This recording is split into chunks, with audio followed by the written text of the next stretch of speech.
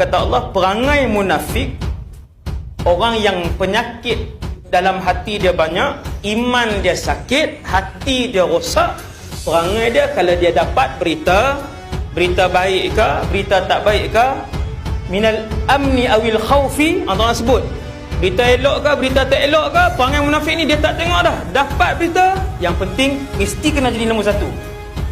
Ada'u bih, mereka akan menyebarkannya. Dia tak selidik dah. Sifat siapa? Sifat munafik. Hati-hati. Sehari je murtad, sehari je keluar daripada Islam, sehari je habis pahala dia. Zaman bila? Zaman ni lah, zaman hari ni. Bukan 10 tahun lah. Kita bukan 10 tahun lagi nak masuk zaman fitnah. Kita sedang berada di kemuncak fitnah. Benda fitnah itu dalam WhatsApp sahaja sudah 2,500 dosa besar satu hari kita.